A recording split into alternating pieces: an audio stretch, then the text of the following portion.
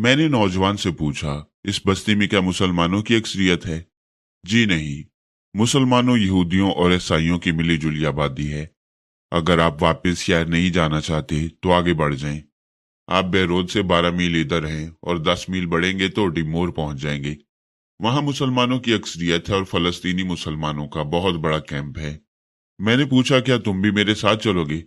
अगर मेरी जरूरत हो तो चलूंगा, वरना जरूरत के वक्त वहां सैकड़ों हजारों मुसलमान किसी भी मामले में आपके साथ हो जाएंगे। फिर तुम वहां जाकर आराम करो, मैं हदीका को अपने साथ ले जा रहा हूं। वो कार से उतरकर हमें अलविदा कहता हुआ अपनी गाड़ी की तरफ जाने लगा। मैंने कार को स्टार्ट किया, फिर आगे बढ़ाकर हाईवे की तरफ आया, उसके बाद डिमोर की तरफ चल पड़ा। जरा सी देर में वो बस्ती पीछे रह गई। अब हम कार की महदूद फिजा में तन्हा थे, मगर वो एक अजीब हमसफर थी। मेरी आवाज सुन सकती थी, मैं उसकी आवाज नहीं सुन सकता था। मैं अपनी बात कह सकता था, मगर वो अपनी बात मुझसे नहीं कह सकती थी। मैंने एक सर्द आ भरकर उर्दू जुबान में कहा, तस्वीर तेरी दिल मेरा बहला ना सकेगी।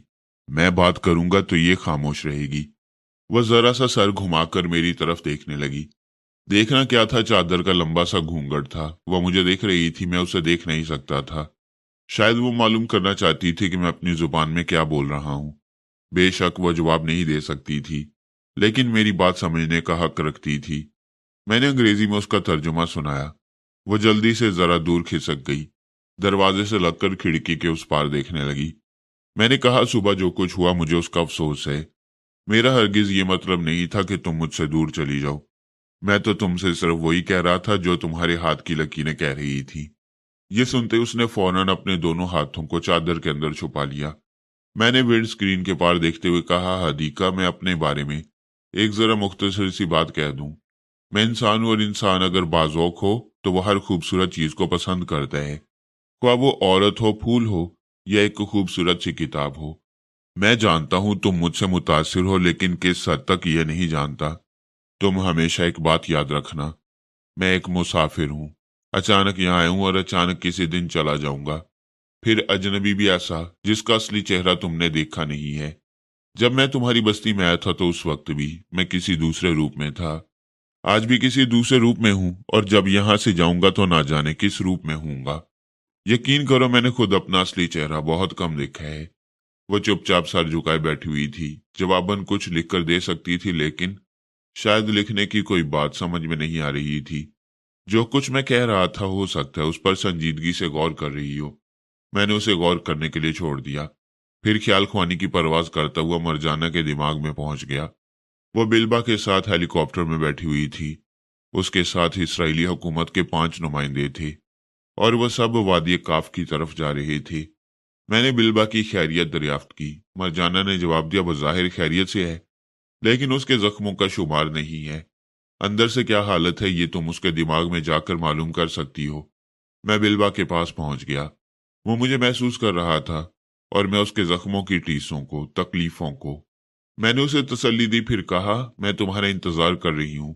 अभी तुम्हारे बाबा से कहती हूँ कि तुम आ रहे हो। फिर मैंने मरजाना से कहा, पायलट से दरियाफ्त करो कितनी देर में यह हेलीकॉप्टर वादी में पहुंचेगा। मरजाना ने उसे पूछा। मैंने उसका जवाब सुनने के बाद सोनिया से राब्ता कायम किया। वो वादी के एक खुले मैदान में एक हेलीकॉप्टर के पास खड़ी हुई थी। वो मास्क मैन की तरफ से आया था, और सोनिया उसके नुमाइंदों से मुसाफिया करते हुए गुफ्तगू कर रही थी। उनका तरीक़ाकार ये था कि रसवंती गलबा की रिहाइशगाह में बैठी हुई थी। सोनिया ने गलबा को आने वालों का इस्तकबाल करने से इसलिए रोका था कि अब वो एक नई मुमलिकत का सरबराह था। अगरचे ये मुमलिकत अभी तस्लीम शुदा नहीं थी, मगर इसका आगाज हो चुका था।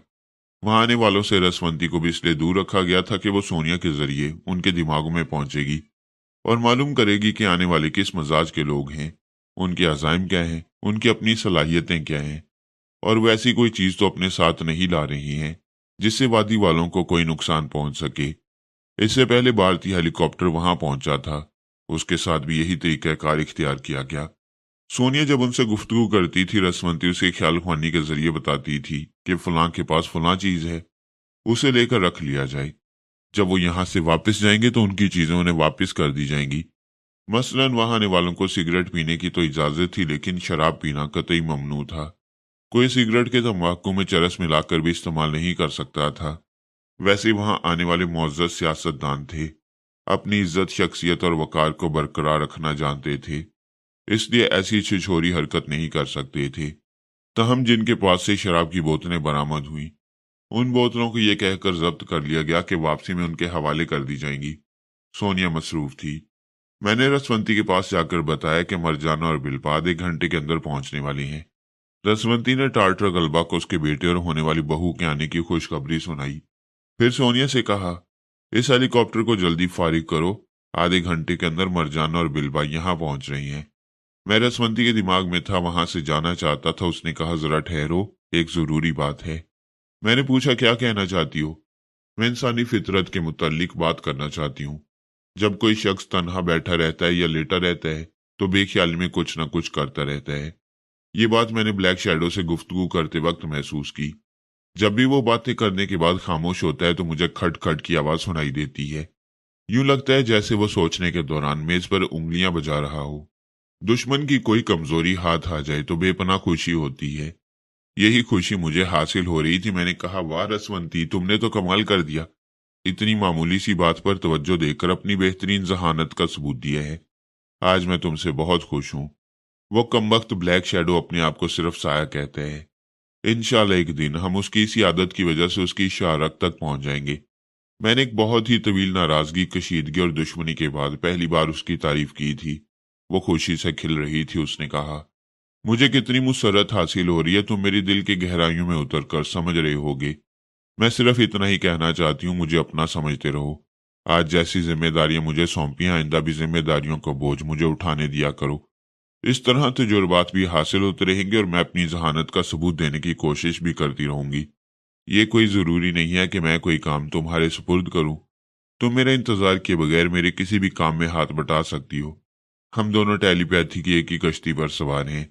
कश्ती में दो चप्पू होते हैं, एक मेरे हाथ में, एक तुम्हारे हाथ में। हम दोनों एक ही सिमत बहते जा रही हैं, एक ही अंदाज में चप्पू चला रही हैं। हमारी मंजिल एक है। जब रास्ता बहुत तवील होता है तो एक चप्पू चलाता है, दूसरा आराम करता है। जब पहला थक जाता है तो वो आराम करता है और दूसरा चप्पू चलाता है। इसी तरह जब मैं सो जाया करूं तो तुम मेरा काम किया करो। तुम आराम करोगी तो मैं तुम्हारी ड्यूटी पूरी करता रहूंगा। मैं इन्हीं असूलों के मुताबिक काम करती रहूंगी। मुझे ये बताओ, मरजाना और बिल्बा थोड़ी देर में पहुंचने वाली हैं। उधर हम डम्मी फरहाद को कब तक कठपुतली बनाए रखेंगे? उसका भेद खुल सकता है। असफंदियार किसी वक्त भी तनवीमी अमल के जरिए उसकी असलियत मालूम कर सकता है। असफंदियार हमेशा 10 बजे रात को तनवीमी अमल करता है। सोनिया के साथ भी वो यही करता रहा। रसवंती ने तायद करते हुए कहा, तुम दुरुस्त कहते हो। उसने मुझ पर भी कई बार ठीक 10 बजे अमल किया है। जब यहाँ हेलीकॉप्टर से बैरूनी ममालिक के नुमाइंदे पहुंच जाएं तो उनसे फुर्सत पाते ही तुम डमी के दिमाग में पहुंच जाना और उसे बेवक्त सुलाकर टेलीपैथी के जरिए अमल करना।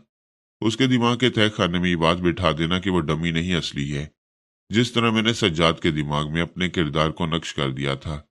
अच्छी बात है, मैं यही करूंगी। अब तुम बाहर से आने वाले नुमाइंदों पर तवज्जो दो, मैं जा रहा हूं। मैंने उससे रुखसत होकर ड्राइविंग की तरफ तवज्जो दी। वैसे मैं ड्राइव करने के दौरान ख्याल ख्वानी इस अंदाज में कर रहा था कि पूरी तरह अपनी जगह से गैर हाजिर न रह सकूं।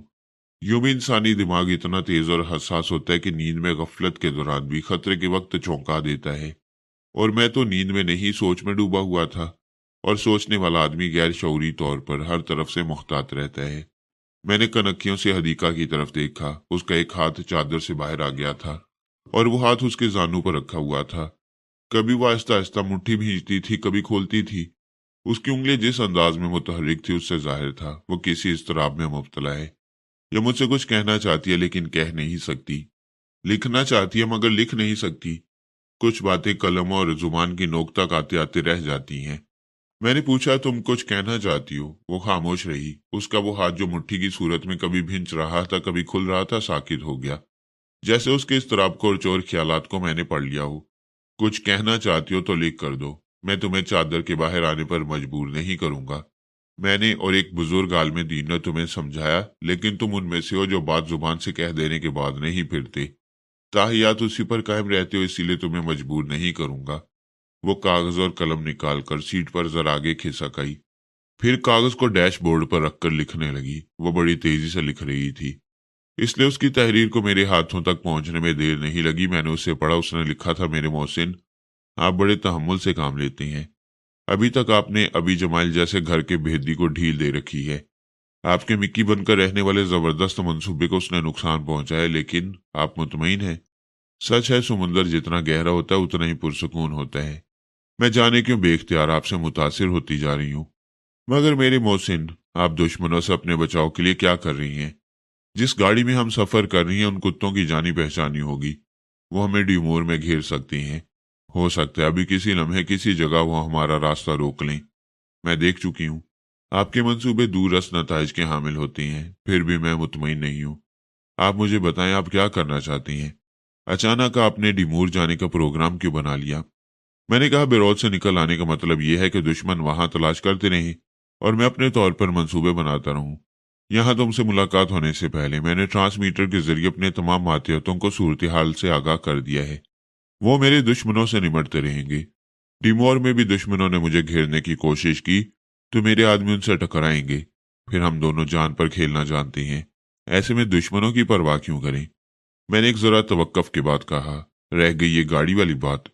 दुश्मन मुझे इस गाड़ी के जरिए बआसानी पहचान सकती हैं, लेकिन वो तो मुझे चेहरे से भी पहचान सकती हैं। मैंने तुम्हारी तरह अपने आप को छुपा कर नहीं रखा है। तुम्हारे मशवरे के मुताबिक मैं इस गाड़ी को यहाँ छोड़ दूं या किसी गैराज में ले जाकर छुपा दूं तो अपने आप को कहाँ छुपाऊंगा? तुम्हारी तरह चादर में छुपने से तो रहा। मैं उसकी तहरीर का जवाब देने के दौरान उसके हाथ को देख रहा था।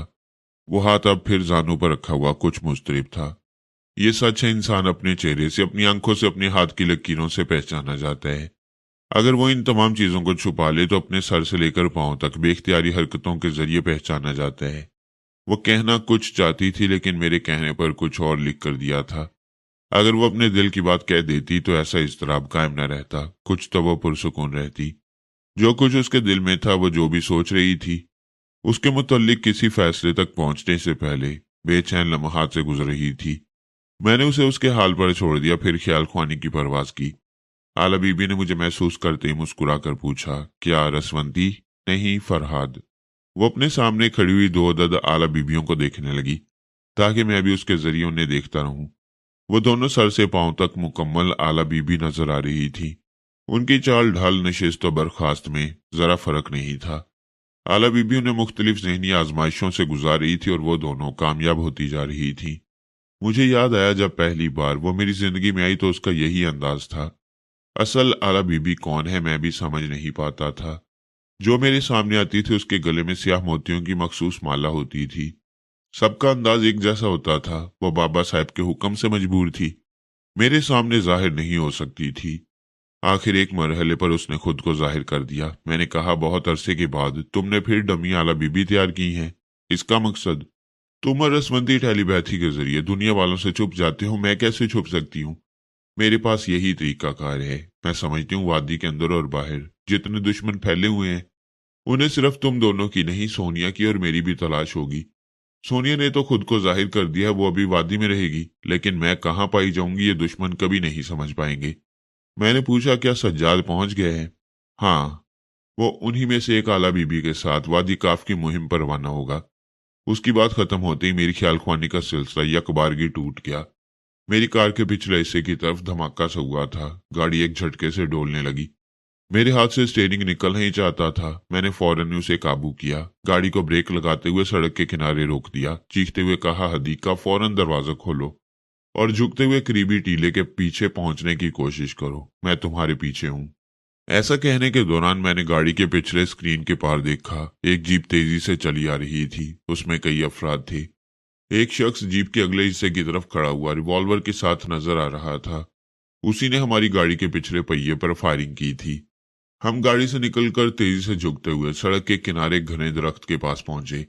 उसी वक्त फायरिंग हुई। फायरिंग की आवाज नहीं थी, शायद 2-3 रिवॉल्वरों में साइलेंसर लगे हुए थे, लेकिन हमारे कदमों की तरफ थोड़ी सी मिट्टी उड़ती हुई नजर आई थी। हम दरख्त की आड़ में पहुंच गए। वहां से हमने आगे की तरफ छलांग लगाई, फिर जमीन पर लेटे ही लेटे रेंगते हुए टीले की तरफ जाने लगे। उस वक्त तक जीप वाले हमारी गाड़ी के करीब पहुंचकर रुक रहे थे, अपनी जीप पर से छलांगे लगा रहे थे। इसके बाद ही वो निशाना लेकर फायरिंग कर सकते थे। हमारे लिए इतनी मोहलत काफी थी। हम दौड़ते हुए टीले के पीछे पहुंच गए। ये तो मेरी, सोनिया और मरजाना की पुरानी आदत है। हम कभी अपने पास हथियार नहीं रखते। हदीका के पास मैंने 2 खंजर देखे थे, कभी उसके पास भी रिवॉल्वर नहीं देखा था। लेकिन उसकी चादर उम्र यार की जंबील थी, जिसके अंदर पता नहीं क्या कुछ छुपा हुआ था। टीले के पीछे पहुंचकर मैंने देखा वो चादर के अंदर दोनों हाथ डाले कुछ कर रही थी। फिर चादर के बाहर कारतूस की एक लंबी सी पट्टी नजर आई। इसके साथ ही टॉमी गन बरामद हुई। एक शख्स की आवाज सुनाई दी। वो चीख कर अपने एक साथी से कह रहा था, यो पीटर, तुम कार के पास क्यों रुक गई? इधर आओ, हम उन्हें घेर लेंगे, वो निहत्थे हैं। अगर उनके पास हथियार होता तो जवाबी फायरिंग करते हुए टीले के पीछे जाते।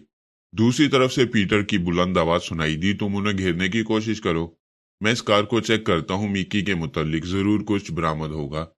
मैं 2 दुश्मनों के दिमागों में पहुंच चुका था। पीटर कार के अंदर पहुंचकर उसके डैशबोर्ड को टटोल रहा था। उसे समझने की कोशिश कर रहा था कि उसके खाने किस तरह खुलते और बंद होते हैं। मैंने उसकी रहनुमाई की। उसने पहले तो खाने को खोलकर उसमें से दस्तावेजात और दूसरी तमाम चीजें निकाल ली। फिर दूसरे खाने से ट्रांसमीटर निकाला। तीसरे खाने में करेंसी नोट और एक भरा हुआ रिवॉल्वर और कुछ कारतूस रखे हुए थे। उसने तमाम चीजों को अपनी तहवील में लिया। वहां से निकलकर दौड़ता हुआ जीप के पास आया। फिर स्टीयरिंग सीट को उठाकर उसमें दस्तावेजात और ट्रांसमीटर रख दिए। करेंसी नोटों को वो पहले ही अपनी जेबों में ठूंस चुका था। उसे रिवॉल्वर की जरूरत नहीं थी, ताहम उसे भी ले आया था। फिर वो सीट पर बैठकर जीप ड्राइव करता हुआ उसे रास्ते से उतारकर टीले की तरफ आने लगा। एक शख्स ने चीख कर पूछा, ये क्या कर रहे हो? गाड़ी इधर क्यों ला रहे हो? मैंने हदीका से कहा, अच्छा मौका है, तुम उस बड़े से पत्थर के पीछे जाकर फायरिंग करो। उसने फौरन ही मेरी हदायत पर अमल किया। दौड़ती हुई पत्थर के पीछे गई। फिर वहां से फायरिंग शुरू कर दी थी। उसके तमाम साथी बौखला गए। हदीका की फायरिंग तो समझ में आ रही थी, वो दुश्मन थी, लेकिन दोस्त की फायरिंग समझ में नहीं आई। उन्होंने चीख कर पूछा, ये क्या हमाकत कर रहे हो? वो पूछने वाला जवाब सुनने के लिए जिंदा न रह सका। अपने ही साथी की एक गोली ने उसके पांव जमीन से उखाड़ दिए। वो गिरकर तड़पने लगा। दूसरी तरफ जीप वाले के दिमाग ने मेरी सोच की लहरों को वापस कर दिया, क्योंकि उसकी खोपड़ी में भी सुराख हो गया था। उसके साथियों में से जब एक ने देखा कि अपना ही दोस्त तो दुश्मन बन गया है, तो उसने उसका काम तमाम कर दिया था। उधर हदीका ने एक को मार गिराया था। अब वो उस पत्थर की आड़ से निकलकर दौड़ते हुए दूसरे पत्थर की तरफ जा रही थी। जब 2 तरफा महाज कायम हो तो इस तरह अंधाधुंध जगह तब्दील नहीं करना चाहिए। हदीका ने गलती की थी। उसी वक्त एक गोली चली और उसके कदम उखड़ गए। वो उछलकर कलाबाजी खाती हुई लुढ़कती हुई दूसरे पत्थर के पीछे पहुंच गई। मेरा दिल धक से रह गया, क्या उसे गोली लग गई है? चंद लम्हों के बाद उस पत्थर के पीछे से तड़ तड़ा तड़ की आवाज सुनाई दी। मुसलसल फायरिंग के साथ ही एक शख्स की चीख भी सुनाई दी, यानी हदीका को गोली मारने वाला उसकी फायरिंग की जद में आकर गिर पड़ा था।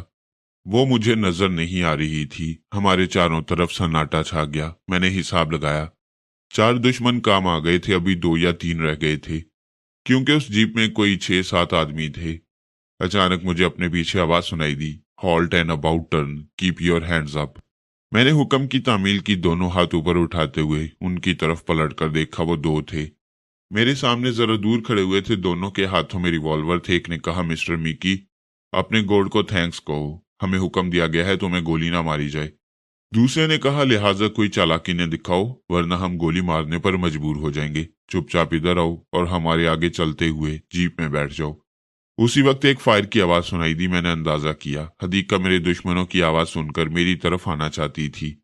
बाकी 3 बचने वाले दुश्मनों में 2 मेरे सामने थे और एक ने हदीका को फायरिंग के जरिए रोक रखा था। मैंने ख्याल ख्वानी के तरकश से एक तीर निकाला। फिर उसे चिल्ले पर चढ़ाते हुए उनमें से एक का निशाना लिया। उसने हंसते हुए कहा, चूंकि तुम्हें गिरफ्तार करने के लिए कहा गया है, इसलिए मेरे इस रिवॉल्वर की कतई जरूरत नहीं है। ये कहते उसने पूरी कुव्वत से रिवॉल्वर को दूर फेंक दिया। उसका साथी सरकत पर एतराज करना चाहता था। दूसरे लम्हे वो भी कहका हलगाते हुए कहने लगा, तुम क्या समझते हो, रिवॉल्वर तुम ही फेंक सकते हो, मैं तुमसे ज्यादा दूर फेंक सकता हूँ। ये कहते उसने अपना रिवॉल्वर ज्यादा दूर फेंक कर दिखाया। अब वो दोनों निहत्थे हो गए। जब तक वो दूसरा रिवॉल्वर फेंकता, पहला मेरी टेलीपैथी की जद से निकलकर सोच रहा था, ये उसने क्या हमाकत की, रिवॉल्वर कहाँ फेंक चुका है। जहां उसने फेंका था उधर देख रहा था, लेकिन वो इतनी दूर था कि उधर दौड़कर जाता तो मैं उसका रास्ता रोकता या उस पर हमला करता। यही बात अब दूसरा सोच रहा था। वो दोनों एक दूसरे को देख रहे थे। फिर एक ने कहा, सोचना क्या है, हमाकत हो ही चुकी है तो इसे जिंदा पकड़ो, ये हम दोनों का मुकाबला नहीं कर सकेगा। ये कहती एक दौड़ता हुआ मेरी तरफ आया। एक तो मैं ख्याल ख्वानी के जरिए मालूम कर सकता था वो किस अंदाज में हमला करेगा, दूसरे दौड़कर आने के अंदाज से ही मालूम हो रहा था फ्लाइंग किक मारेगा। जैसे ही वो फिजा में उछलकर मेरी तरफ आया, मैं एक तरफ हट गया। जाहिर है उसे पथरीली जमीन पर गिरना था और वहां गिरने के बाद उसे जो चोटें आई थी उसके नतीजे में चीखने और तड़पने लगा। उसका दूसरा साथी इस दौरान मेरे करीब पहुंच गया था। अब वो कराटे के हाथ दिखा रहा था और मैं उन हाथों को रोकता जा रहा था। उसके लड़ने का स्टाइल बता रहा था कि वो कराटे मास्टर है, ब्लैक बेल्टर जरूर होगा। सिर्फ कराटे का हाथ ही नहीं, कभी कभी टांग भी चलाता था। बड़े ही खूबसूरत स्टाइल से घूमकर किक मारता था। मेरी जगह कोई दूसरा होता तो कभी उसके हमलों से महफूज न रहता। मैं उसके दिमाग को पढ़ता जा रहा था और वो बेचारा परेशान हो रहा था। आखिर उसका कोई हमला कामयाब क्यों नहीं हो रहा है।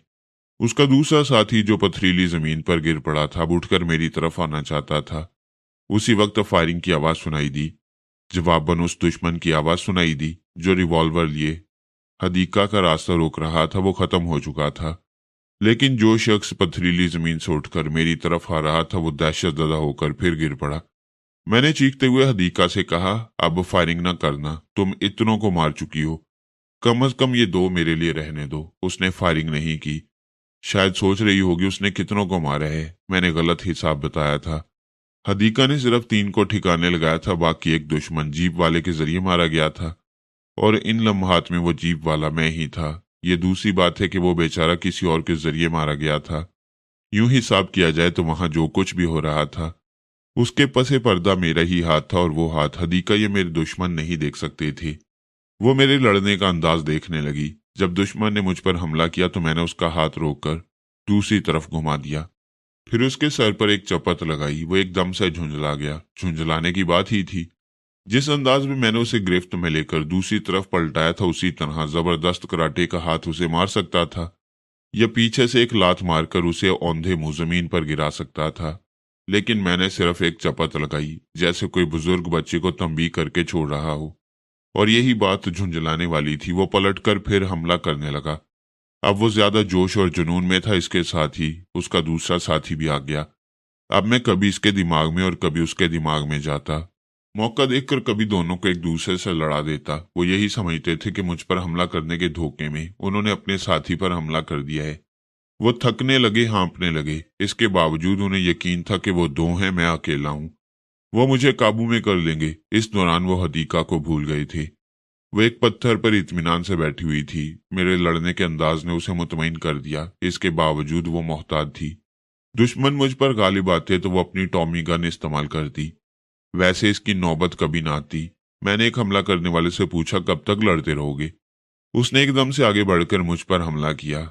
इस बार मैंने उसके पेट में लात मारी। वह तकलीफ की शिद्दत से कराहते हुए झुकने लगा। मैंने उसके बालों को पकड़कर अपनी तरफ खींचा। दूसरे की शामत आ गई। उसी वक्त वो भी मुझ पर हमला करने आया। मैं एक तरफ हट गया। वो अपने साथी पर आ पड़ा। दोनों ही पथरीली जमीन पर ढेर हो गई। नीचे वाला बहुत ही तकलीफ में था। वह बेख्तियार तड़पता हुआ कराह रहा था। ऊपर उठना चाहता था। मैंने उसके मुंह पर ठोकर मारी। वो भी दूसरी तरफ उलटकर पथरीली जमीन पर चारों शाने चित हो गया। अब उनमें इतनी हिम्मत नहीं थी कि पहले की तरह फुर्ती दिखाते और फौरन ही जमीन से उठकर खड़े हो जाते। वह दोनों हाथ टेक कर उठने की कोशिश कर रहे थे। मैंने यके बाद दीगरे फिर उन दोनों को एक ठोकर रसीद की। वो जमीन पर ढेर हो गए। मैंने पूछा, आप बताओ, मुझे क्यों पकड़ना चाहते हो? कहाँ ले जाना चाहते हो? अगर तुमने वो अड्डा ना बताया तो तुम दोनों को दूसरी दुनिया में पहुंचा दूंगा। उनमें से जो कराटे मास्टर था वो जख्मी दरिंदे की तरह गुर्रा रहा था। अब भी शिकस्त तस्लीम नहीं कर रहा था। उसके बरक्स उसका साथी जरा ढीला पड़ गया था। बेबसी से मुझे देख रहा था। मैंने कहा, हदीका इधर आओ। अब इन दोनों में से कोई मेरी बात का सही जवाब ना दे तो उसे गोली मार देना। वो मेरे पास आ गई। कराटे मास्टर ने मुझे घूर कर देखा, फिर अपनी आदत के मुताबिक गुर्राते हुए पूछा, तुम कौन हो? हमारा बॉस कहता है तुम मिक्की नहीं हो। अब मैं यकीन से कहता हूं तुम किसी गैर मामूली सलाहियत के मालिक हो। तुम्हारे पास आते ही हम सहरजदा हो गए थे। हमने अपने रिवॉल्वर फेंक दिए थे। बताओ तुम कौन हो? मैंने हंसते हुए कहा, बहुत खूब। तुम दोनों को अपने आप पर इतना नाज था कि रिवॉल्वर फेंकते हुए कहा था, निहत्ते मुझ पर काबू पालोगे। अब नाकाम होकर मुझे जादूगर समझ रहे हो? हाँ, तुम जादूगर हो, वो झुंझला कर बोला। मेरे सामने कोई दुश्मन नहीं ठहरता। मेरे हमलों से बचना तकरीबन नामुमकिन होता है, और तुम हो कि मेरे हमलों से बचते रहे। मेरा एक हाथ भी तुम पर ना पड़ सका। क्या ये जादूगरी नहीं है? हदीका ये अपनी बातों में हमें उलझा रहा है। शायद इसे उम्मीद हो कि कहीं से मदद पहुंच सकती है, या किसी चालाकी से ये हमें बेबस कर सकता है। मैं तुमसे कह चुका हूं, जो मेरी बात का जवाब ना दे उसे गोली मार दो। मेरी बात खत्म होते ही तड़ तड़ तड़ की आवाज गूंजती चली गई। हदीका ने उसे ठंडा कर दिया था। दरअसल मैं खुद चाहता था, जो मेरी टेलीपैथी पर शुबा कर रहा था, मुझे जादूगर समझ रहा था, वो मेरा राज फाश करने के लिए जिंदा न रहे, और अब वो हमेशा के लिए खामोश हो चुका था। उसका साथी थूक निकल रहा था, दहशत ज़दा होकर फर्श पर पड़े ही पड़े पीछे की तरफ खिसकते हुए कह रहा था, नहीं नहीं, मुझे गोली ना मारना, सब कुछ बता दूंगा। वक्त ज़ाय किए बगैर बताना शुरू कर दो, हम सुन रहे हैं। मैं बहुत ही मामूली आदमी हूँ, इनके बॉस वगैरह से वाकिफ नहीं हूँ। मुझे रोज चरस का एक मुकर्रा कोटा मिलता है, मैं उसे अपने इलाके में फरोख्त करता हूँ। मुझे सिर्फ इसलिए रखा गया है कि रिवॉल्वर और राइफल वगैरह का निशाना अच्छा है। मेरा निशाना कभी नहीं चूकता। उन्होंने समझा दिया था, क्रिस्टोफर मिकी के साथ कोई भी हो उसे बेदरेग गोली मार दी जाए। लेकिन मिकी को सिर्फ जख्मी किया जा सकता है, उसे जिंदा पकड़ कर लाना होगा। ये मुझे कहाँ ले जाना चाहते थे? डिमोर में एक पुराना किला है, वहां आपको पहुंचाने वाले थे। वो किले का मोहल्ले वकू बताने लगा। मैंने हदीका की तरफ देखा, वो उस बात में सर हिला रही थी, गोया तायद कर रही थी। ऐसा एक पुराना किला डिमोर के उस हिस्से में है। मैंने आखिरी दुश्मन को हुक्म दिया, उठकर खड़े हो जाओ और अपना नाम बताओ। उसने हुक्म की तामील की। आहिस्ता आहिस्ता उठकर खड़ा हो गया। मिस्टर मिक्की, इत्तेफाक से मेरा नाम भी मिक्की है। चलो अच्छा है। उस किले के मकीन सिर्फ एक मिक्की को चाहते हैं। अब वहां दो पहुंचेंगे। बाय द वे, उस किले में कितने लोग हैं? मैं कभी वहां नहीं गया। यूं तो डिमोर कई बार आ चुका हूं, लेकिन बेरौत में रहता हूं, और बेरौत में ही मेरा धंधा चलता है। मैं नहीं जानता वहां कितने लोग हैं। अगर तुम मुझे पकड़कर वहां ले जाओ तो तुम्हें क्या इनाम मिलेगा? मेरा कोटा दुगना कर दिया जाएगा। चलो अपना कोटा दुगना करा लो। हदीका ने फौरन ही सर घुमाकर मेरी तरफ देखा। काश मैं भी उसे देख सकता। मैंने अपने हमनाम से कहा, तुम यहीं खड़े रहो, हम अभी आते हैं। मैं हदीका को अपने साथ आने का इशारा करते हुए वहां से जरा दूर गया। जब वो मेरे पास आई तो मैंने आहिस्तगी से कहा, मैं इसके साथ जा रहा हूं। तुम शहर पहुंचते ही मुजाहिदीन को लेकर उस किले का मुहासरा करो। मुझे यकीन है वहां से हथियारों के अलावा और भी बहुत कुछ हासिल होगा। मैं वहां से जाने के लिए पलट गया। उसने फौरन ही मेरा हाथ पकड़ लिया। मैंने सर घुमाकर देखा, वो नहीं नहीं के अंदाज में सर हिला रही थी। मेरे जाने पर एतराज कर रही थी। मैंने पूछा, जब मुजाहिदीन किसी महाज पर जाती हैं तो क्या औरतें इसी तरह उनका रास्ता रोकती हैं? उसने फौरन मेरा हाथ छोड़ दिया। मैंने कहा, मैं तन्हा नहीं जाऊंगा, तुम वहां अपने साथियों के साथ मुहासरा करने आओगी। हम एक ही जीप में बैठकर शहर तक जाएंगे। पहले तुम मुजाहिदीन से मिलोगी, वहां किले को घेरने का मंसूबा बनाओगी। उसके बाद मैं इस शख्स के साथ वहां दाखिल हो जाऊंगा। वो चादर के अंदर हाथ डालकर कागज कलम निकाल रही थी, कुछ लिखना ही चाहती थी। मैंने कहा, ठहरो, वक्त ज़ाया न करो। तुम्हारे ज़हन में जितने सवालात हो सकते हैं मैं उन्हें समझ सकता हूँ। उसी के मुताबिक जवाब दे रहा हूँ। पहली बात तो ये कि मेरे किले के अंदर जाने के बाद आध घंटे तक इंतजार करना। उसके बाद तुम सब उसमें दाखिल होने की कोशिश करना। आध घंटे के अंदर मैं कुछ ऐसे इशारे दूंगा जिनके जरिए तुम्हें मेरी सलामती का यकीन होता रहेगा। या फिर ये शख्स जो मेरे साथ जा रहा है, इसके चीखने चिल्लाने की आवाज सुनकर तुम समझ सकती हो कि मैं मुश्किलात में घिरा हुआ हूँ। वह सुन रही थी और चादर को इधर उधर से लपेटकर अपने इस्तराब का इजहार कर रही थी। मैंने कहा, एक बात का यकीन करो, वो ये कि दुश्मन मुझे जान से नहीं मारेंगे, वो मुझे जिंदा गिरफ्तार करना चाहती हैं। मुझसे पहले वाले मिकी ने उन्हें बहुत नुकसान पहुंचाया है, वो उसका बदला चाहती हैं। अपने नुकसान से ज्यादा मुनाफा हासिल करना चाहते हैं, और मुझसे मुनाफा हासिल करने के लिए मुझे जिंदा रखेंगे। वो मेरे समझाने पर शायद कभी राजी न होती, लेकिन एक बात ने यकीनन उसे मजबूर कर दिया था, और वो ये कि मुजाहिदीन महाज पर जाते हैं तो औरतें रास्ता नहीं रोकती। मैंने पीटर के जरिए क्रिस्टोफर मिकी के तमाम कागजात और ट्रांसमीटर वगैरह कार से निकलवा कर जीप में रखवा दिया था। हदीका ने जीप में आकर मिकी के जरूरी सामान के बैग को अपनी तहवील में ले लिया। जब हम जीप में सफर करते हुए शहर में दाखिल होने लगे तो हदीका ने एक जगह इशारे से गाड़ी रुकवा दी। फिर एक पर्ची मेरे हाथ में दी। उसमें लिखा था, मैं जा रही हूँ, आधे घंटे से पहले किले में दाखिल न होना। उस वक्त तक मैं अपने साथियों के साथ मुहासरा कर लूंगी। वह चली गई। मैंने कहा, गाड़ी आगे बढ़ाओ, जरा डेमोर की सैर कराओ, हम आधे घंटे बाद उस किले में होंगे। उसने गाड़ी आगे बढ़ा दी। वो बेहद परेशान था। उसकी समझ में नहीं आ रहा था कि मैं उस किले में जाने का खतरा क्यों मोल ले रहा हूँ। उसने कहा, जनाब आप क्या चाहती हैं? मैंने ऐसा कोई आदमी नहीं देखा जो जानबूझकर अंधे कुएं में छलांग लगाता हो। आज देख रहे हो, क्या आपको डर नहीं लगता? किस बात का डर? अगर आप असली क्रिस्टोफर मिकी साबित ना हुए तो वो आपको ब्लैकमेल करेंगे, आपको उसी मिकी का रोल अदा करते रहने पर मजबूर करेंगे और अपना मुतालबा पेश करेंगे। मैं जिन लोगों के साथ आपको पकड़ने आया था वो बातें कर रहे थे, उनके जरिए मुझे मालूम हुआ आपसे भारी भारी रकमें वसूल की जाएंगी, ना देने पर आपका राज फाश किया जाएगा। क्या तुम्हारे वो साथी जो अब इस दुनिया में नहीं रहे उस पुराने किले के मुत्तल्लिक कुछ बातें कर रहे थे? हर अड्डे का एक सरगना होता है, अगर उस किले को एक अड्डा बनाया गया है तो वहां का भी सरगना कोई होगा। मेरे सामने उन्होंने इस सिलसिले में कोई बात नहीं की थी। मैं थोड़ी देर तक सोचता रहा और आसपास गुजरते हुए शहर के मनाजिर को देखता रहा। फिर मैंने कहा, अब किले की तरफ चलो। अभी आधा घंटा पूरा नहीं हुआ है। मुझे मालूम है मैं किले के करीब पहुंचकर उतर जाऊंगा, तुम वहां जाओगे और उन्हें बताओगे कि तुम्हारे साथियों के साथ क्या कुछ हो चुका है और तुम किस तरह अपनी जान बचाकर वहां तक पहुंची हो। उसने ड्राइव करते हुए सर घुमाकर हैरानी से मेरी तरफ देखा, फिर पूछा कि आप सचमुच मुझे वहां तन्हा जाने देंगे? हाँ, कह जो रहा हूं, क्या तुम्हारी समझ में नहीं आ रहा है? जी जी हाँ, मैं जाऊंगा। आप जैसा कह रही हैं वैसा ही कहूंगा।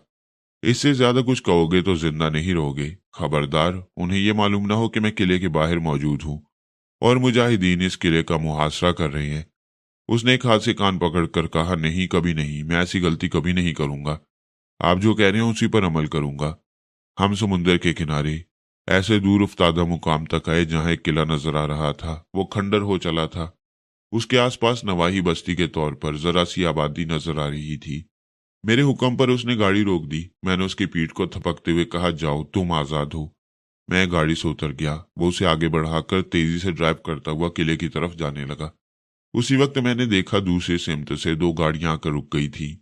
उनमें से कितने ही लोग उतर रहे थे। मैंने एक चादर वाली को भी देखा, यानी हदीका अपने साथियों के साथ आ पहुंची थी। हम समुंदर के किनारे खुले रेतले मैदान में थे। दूर से एक दूसरे को देखा जा सकता था, पहचाना जा सकता था। हदीका ने भी मुझे दूर से पहचान लिया। वो अपने साथियों के साथ मेरी तरफ आने लगी। मैं अपने दुश्मन मिक्की के दिमाग में था। वो किले के हाथे में दाखिल हो रहा था। जीप तेजी से ड्राइव कर रहा था। वो परेशान भी था और खौफजदा भी। बार बार अकब नुमा आईने में देखता था कि मैं उसके पीछे तो नहीं आ रहा हूं। उसे यकीन नहीं आ रहा था कि मैंने उसे आजाद छोड़ दिया है और उसे उसके साथियों से जा मिलने का मौका दिया है। इधर वह मुजाहिदीन के साथ मेरे करीब आ रही थी। मैं उन पर यह जाहिर करना चाहता था कि अपने अमल के जरिए किले के अंदरूनी हालात मालूम कर रहा हूं। इसके लिए मैंने रेत पर घुटने टेक दिए। आगे झुककर रेत की सतह को हाथ की हथेली से हमवार करने लगा। इसके बाद कलमे की उंगली से रेत पर चंद खाने बनाने लगा। इतने में वो अपने साथियों के साथ पहुंच गई। बिल्कुल करीब आने से पहले ही दोनों हाथ फैलाकर अपने तमाम साथियों को आगे बढ़ने से रोक दिया। खुद आगे बढ़कर जरा झुककर रेत पर देख रही थी। फिर उसने कागज और कलम लेकर कुछ लिखा। इसके बाद उसे एक साथी की तरफ बढ़ा दिया। एक जवान ने उसे लेकर पढ़ा, फिर मुझे मुखातिब करते हुए कहा, मिस्टर मिकी, आपका मुख्तसर सा तारुफ हदीका के जरिए हो चुका है। आपकी तरह हम भी जानते हैं ये बोलती नहीं लिखती है। तहरीर के जरिए आपका मुकम्मल तारुफ ना हो सका। इतना मालूम हुआ कि आप गैर मामूली सलाहियत के मालिक हैं और जो पेशन गोई करते हैं वो हरफ बहरफ दुरुस्त होती है। आपने अब से पहले मुजाहिदीन का भरपूर साथ दिया है और आज भी हमें बेइंतहा फायदा पहुंचा सकती हैं। अभी हदीका ने यह पर्ची लिखी है कि आप अपने इल्म के जरिए कुछ मालूमात हासिल कर रही हैं। क्या ये दुरुस्त है? मैंने उसकी बात का जवाब नहीं दिया, सर उठाकर भी नहीं देखा। गहरे इन्हमाक का मुजाहरा किया। वो फिर मुझे मुखातिब न कर सका। मैंने उसके दिमाग में झांक कर देखा तो वो सोच रहा था, ये मिस्टर मिकी रेत पर किसी का जायचा बना रही हैं। यकीनन अपने इल्म में डूबे हुए हैं। फिर उसने हदीका को मुखातिब करते हुए कहा, हमें इंतजार करना चाहिए, अब ये मसरूफ हैं। वो जरा दूर हटकर रेत पर बैठ गए। मैं अपने अमल में मसरूफ रहा। अमल क्या था? एक जारी तमाशा था। बातन में तो उस दुश्मन मिकी के दिमाग में पहुंचा हुआ था। जैसे ही वो जीप ड्राइव करता हुआ किले के हाथे में पहुंचा, दो मुसल्ला पहरेदारों ने उसका रास्ता रोक लिया। उसकी तरफ राइफल तानकर गाड़ी रोकने के लिए कहा था। वो गाड़ी रोककर नीचे उतर गया। फिर एक से बोला, मैं पीटर जॉर्ज का आदमी हूँ। उसके साथ एक दुश्मन को पकड़ने गया था, मुझे फौरन बॉस के पास पहुंचा दो। एक पहरेदार ने उसे सर से पांव तक देखा। दूसरे पहरेदार ने कहा, ये जीप पीटर लेकर गया था, ये दुरुस्त कह रहा है। इतने में दो और मुसल्ला जवान आ गए। उनमें से एक ने पीटर की जीप को पहचान लिया। मिकी की जुबान से मुख्तसर सी बात सुनकर कहा, चलो हम तुम्हें बॉस के पास पहुंचा देती हैं। मिकी उनके साथ जाने लगा। वो जहां से गुजर रहा था मैं उन रास्तों को याद कर रहा था और देखता जा रहा था। वहां मुसल्ला गार्ड मौजूद थे। किले का अंदरूनी हिस्सा बहुत ही तंगो तारीख था। छोटे छोटे कोठरी नुमा कमरे नजर आ रहे थे। कहीं कहीं बड़े हॉल नुमा कमरे भी दिखाई देते थे। फिर कहीं खुला सेहन आ जाता या किले के अंदर इतना बड़ा सरसब्जो शादाब बाग नजर आता जिसकी तवक्को किले के बाहर नहीं की जा सकती थी। बाहर से वो बिल्कुल खंडर नजर आ रहा था। मिकी उनके साथ बढ़ता जा रहा था। किले का अंदरूनी हिस्सा मॉडर्न डिजाइन का दिखाई देने लगा।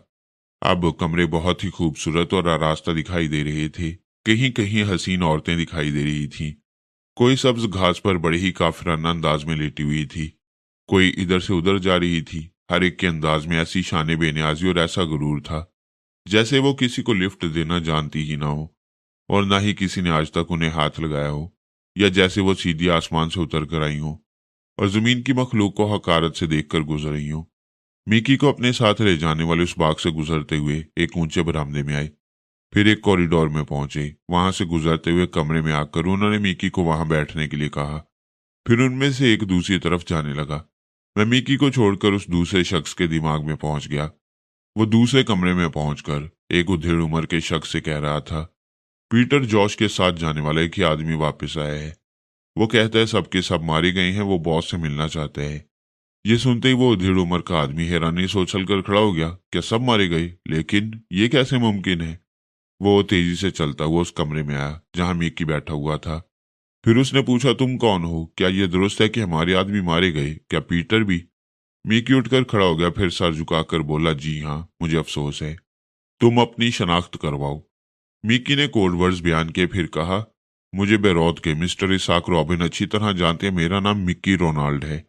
वो शख्स वापस अपने कमरे में गया। वहां से गुजरता हुआ एक बड़े से हॉलनुमा कमरे में पहुंचा।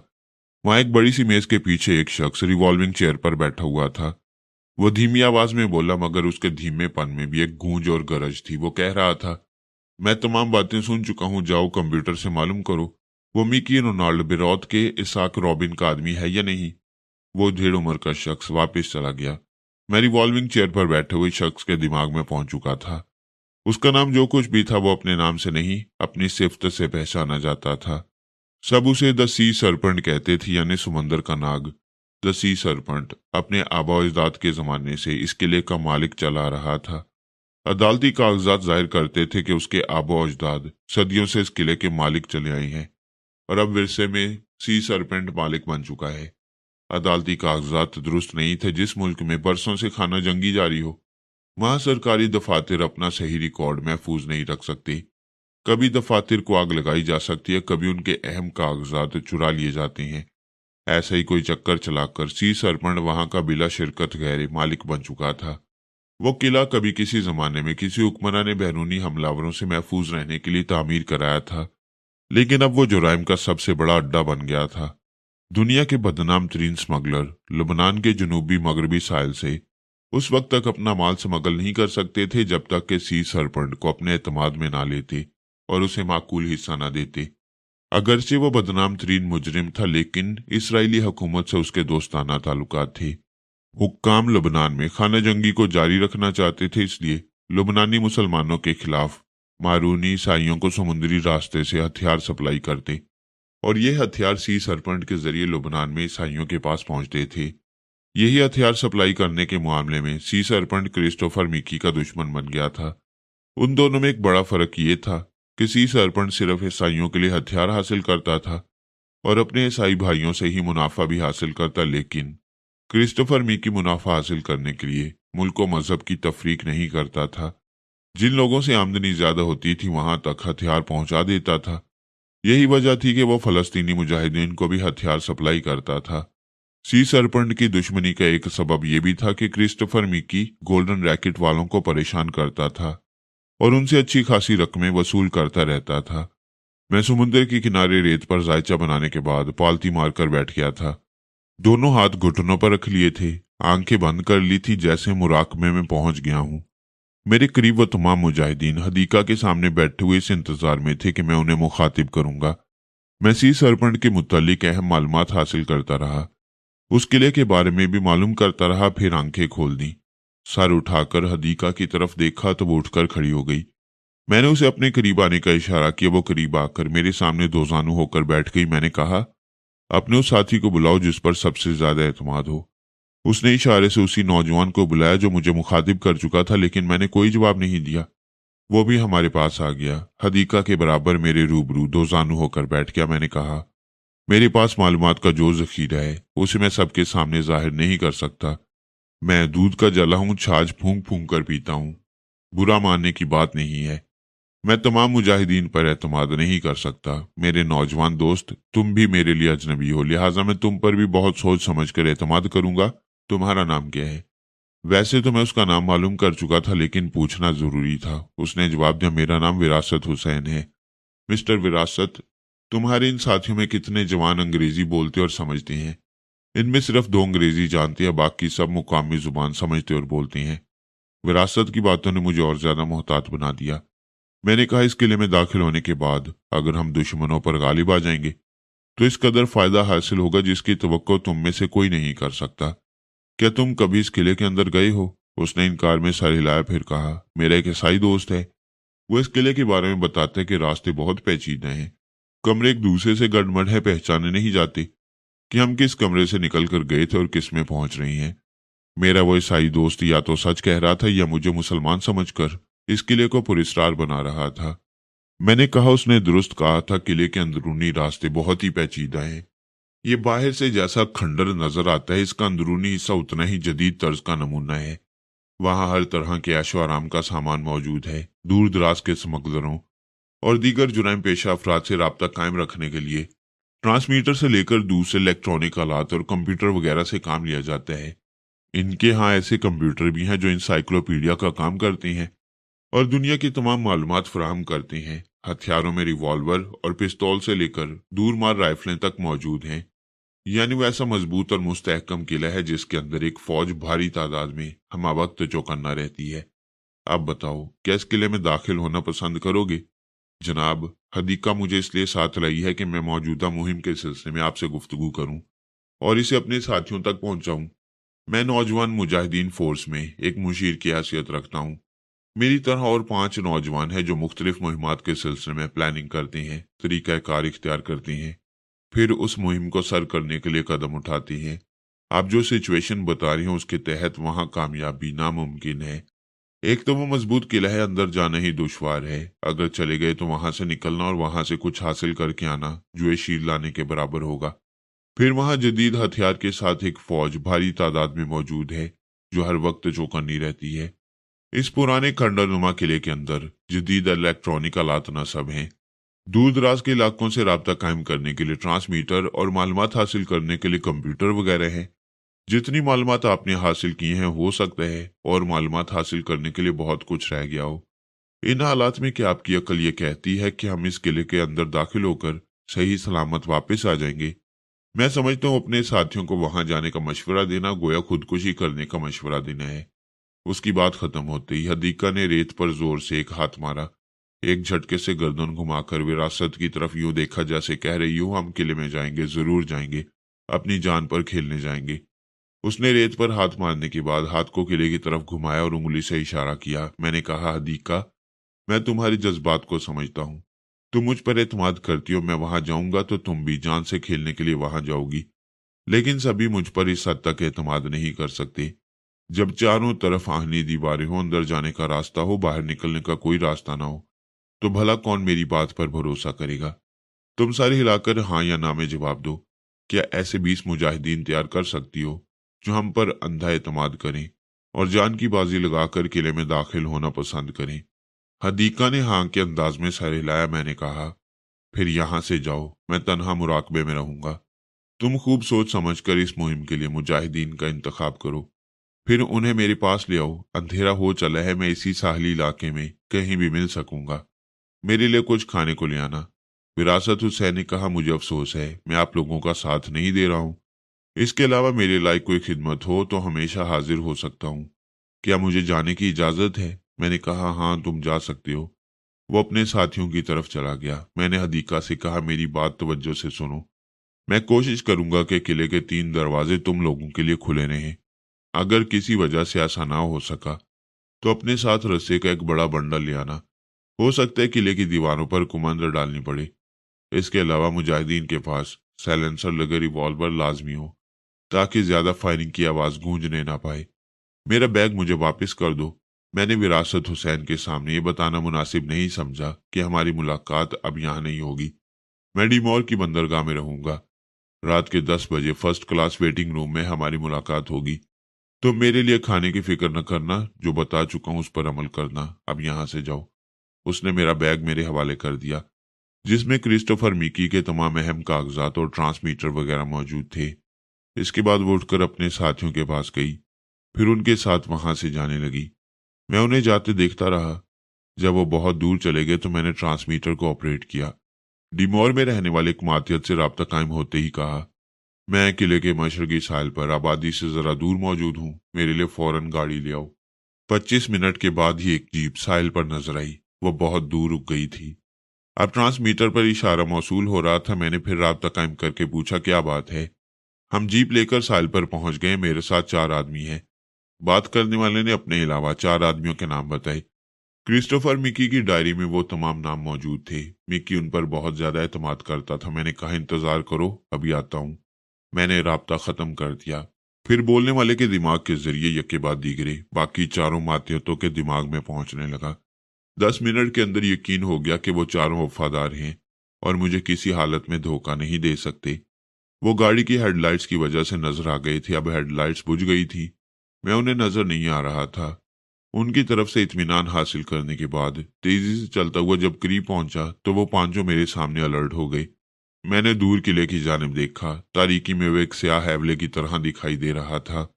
फिर मैंने एक मातियत को मुखातिब करते हुए कहा, सैंडो, आज रात मैं इस किले में दाखिल होना चाहता हूँ। वो तारीकी में सही तरह नजर तो नहीं आ रहे थे, लेकिन मैं सैंडो के दिमाग में रहकर मालूम कर रहा था। वह हैरान होकर मुझे देख रहा था। फिर उसने पूछा, सर, आप वहां क्यों जाना चाहते हैं? आप तो जानते हैं सी सरपंट एक शैतान की तरह जाहिर भी और पुरस्कार भी। लोग उसके मुतल्लिक तरह तरह की क्या सराहियां करते हैं। आज तक कोई दुश्मन उस किले के दरवाजे पर कदम नहीं रख सका। आज उसकी इजाजत के बगैर किले में दाखिल होने का बेहतरीन मौका है और मैं ये मौका हाथ से नहीं जाने दूंगा। क्या तुम 2 अदद मोटर बोट का इंतजाम कर सकते हो? मोटर बोट ऐसी हो जिनके सामने वाले हिस्से में सुर्ख रंग की पट्टी हो और उस पट्टी के ऊपर जिली हरूफ से लिखा हो ICG। ये इसराइली कोस्ट गार्ड्स का मुखफ़फ़ है। सैंडो ने पूछा, क्या हम इसराइली बनकर वहां जाएंगे? मैं तुम लोगों की जिंदगी खतरे में डालना नहीं चाहता। ये जो फलस्तीनी सरफिरे मुजाहिदीन हैं, ये किस दिन काम आएंगे? मैं इन्हें कुर्बानी के बकरे बनाकर ले जाऊंगा। एक ने पूछा, लेकिन आप तन्हा उनके साथ जाएंगे तो आपको खतरात पेश नहीं आएंगे? मैंने जवाब दिया, तुम लोगों को अभी ये नहीं मालूम है कि गोल्डन रैकेट वाले मेरे पीछे पड़ गए हैं। उनके आदमी मुझे तलाश कर रहे हैं। सी सरपंट अक्सर दोहरी चालें चलता है। ऐसे वक्त वो चाहता है कि मैं गोल्डन रैकेट वालों के हाथ ना आऊं और उसके मुफाद के मुताबिक मुआहिदा कर लूं। मैं खुद उसके सामने नहीं आऊंगा। ये फलस्तीनी मुजाहिदीन मुझे कैदी बनाकर ले जाएंगे। मैंने मुजाहिदीन को यह लालच दिया है कि वहां से उन्हें उनकी ख्वाहिश के मुताबिक हथियार दस्तयाब हो सकती हैं। ये मुझे मालूम है कि इसराइली लॉन्च या मोटर बोट जब उस किले के साहली गेट तक जाती है तो उनके लिए रुकावटें नहीं होती। इसलिए मैं इसराइली तर्ज की मोटर बोट इस्तेमाल करना चाहता हूँ। हम जीप में बैठकर बंदरगाह की तरफ जाने लगे। मैंने क्रिस्टोफर मिकी के मातियतों को हकीकत इसलिए नहीं बताई कि वहां तमाम मुखालिफ गिरोह और दूसरी जुराइम पेशा तंजीमों को फलस्तीनी मुजाहिदीन से कोई दिलचस्पी नहीं थी। अगर उन्हें यह पता चलता कि मैं उनका साथ दे रहा हूं तो गोल्डन रैकेट वालों की तरह क्रिस्टोफर मिकी के अपने मातियतों को भी मुझ पर शुबा होने लगता। मैं किस्सा मुख्तसिर करता हूँ। 2 अदद मोटर बोट का इंतजाम हो गया। 10 बजे हदीका से मुलाकात हो गई। मैंने उससे कहा, 20 मुजाहिदीन में से 10 मेरे साथ मोटर बोट में जाएंगे, बाकी 10 तुम्हारे साथ रहेंगे और तुम किले के सामने वाले 2 दरवाजों से दाखिल हो जाओगी। क्रिस्टोफर मिकी के मातियत उन दरवाजों को खुला रखने की कोशिश करेंगे। मैंने घड़ी देखते हुए कहा, इस वक्त 10:25 हुए हैं। तुम 12:30 बजे तक उस किले में पहुंच जाना। मैंने क्रिस्टोफर मिकी के एक मातियत को हदीका के साथ कर दिया ताकि उस मातियत के दिमाग के जरिए हदीका और उसके साथियों की रहनुमाई कर सकूं। हदीका ने 10 ऐसे मुजाहिदीन को मेरे साथ किया जिनमें से 8 अंग्रेजी जानते थे। बाकी 2 मुकामी जुबान बोलते थे। वो सब अपने शानों से स्टेन गन लटकाए हुए थे। मेरी हदायत के मुताबिक उन्होंने साइलेंसर लगाए हुए रिवॉल्वर भी रख लिए। हम ठीक 11 बजे ब्लैक पोर्ट से रवाना हुए। मैंने सी सरपंट के जरिए मालूम कर लिया था इसराइल के मगरबी साहिल से अक्सर रात को हथियार इसी किले में पहुंचते थे और वह हथियार मारूनी ईसाई गिरोह तक पहुंचाए जाते थे। इस बार 2 मोटर बोट में 10 ऐसे इसराइली फौजी आ रहे थे जो यहाँ पहुंचकर मारूनी ईसाई नौजवानों को खाना जंगी जारी रखने के सिलसिले में बाकायदा ट्रेनिंग देने वाले थे। दूसरी तरफ आधी रात के बाद इज्जत अली बैरौत पहुंचकर गोल्डन रैकेट के मुख्तलिफ अड्डों पर छापे मारने वाला था। मैं चाहता था ऐसे वक्त लैला भी बाकी 4 अड्डों पर कामयाबी से छापे मारे और अपने रिकॉर्ड में नुमाया कारकर्दगी का इजाफा करे। मैंने उसके दिमाग में झांक कर देखा, वो होटल के कमरे में थी। शाम तक पाकिस्तानी मिक्की का इंतजार करते करते थक गई थी, उसे तलाश भी किया था, लेकिन पता नहीं चल रहा था कि मैं कहाँ हूँ। अब वो मायूस होकर सो जाना चाहती थी। मायूसी इस बात की थी कि यहाँ आने के बाद अब तक उसने कोई नुमाया कारनामा अंजाम नहीं दिया था। उसी वक्त मैंने उसे मजबूर किया कि वो कागज कलम उठाए। वो सोचने लगी, मैं कागज कलम क्यों उठाना चाहती हूँ। सोचने और इनकार करने के बावजूद उसने अपनी जगह से उठकर कागज और कलम को उठाया। फिर बेख्तियार उन 4 खुफिया अड्डों के पते लिखने लगी।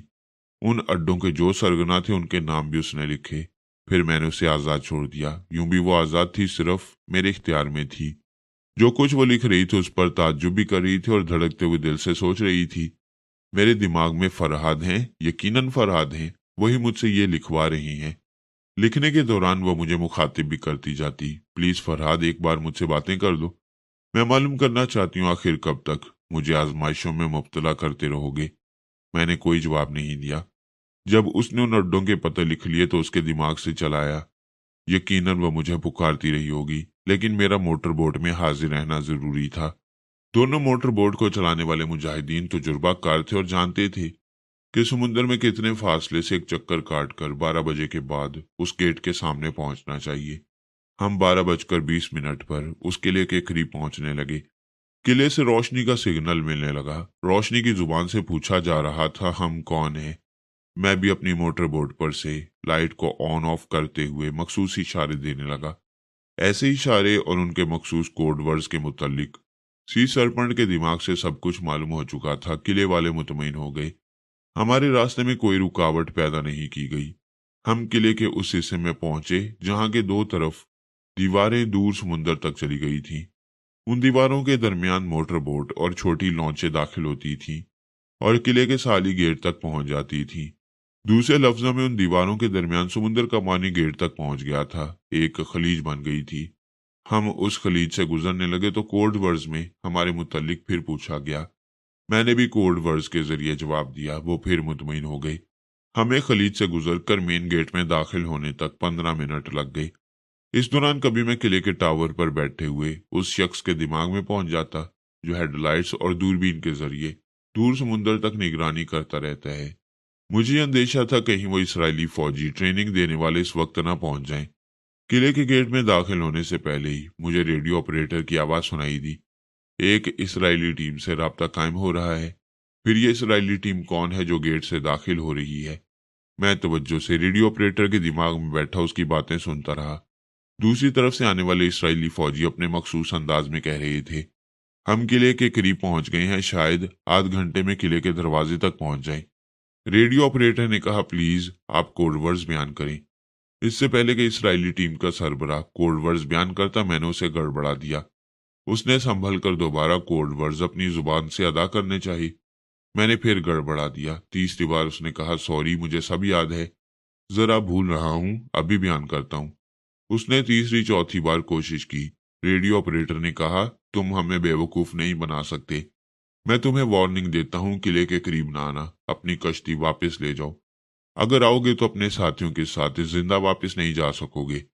वह जब तक वार्निंग देता रहा उधर से आने वाला इसराइली टीम का सरबरा दिल ही दिल में कोड वर्ड्स याद करता रहा और बड़ी कामयाबी से याद करता रहा। उसने फौरन कहा, प्लीज 1 मिनट, मुझे सब याद आ गया है, मैं अभी बयान करता हूँ।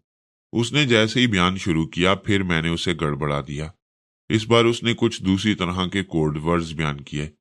रेडियो ऑपरेटर ने कहा, हम वो नहीं है जो तुम समझते हो। ये कोड वर्ड्स किसी और के लिए मखसूस होंगे, लिहाजा जिसके लिए हैं उसी के पास जाओ। मैं बार बार वार्निंग देकर अपना वक्त ज़ाया नहीं करना चाहता, दैट्स ऑल। उसने रेडियो को ऑफ कर दिया। उस वक्त तक मेरे साथी मोटरबोट से उतरकर मेन गेट की सीढ़ियों पर खड़े हो गए थे।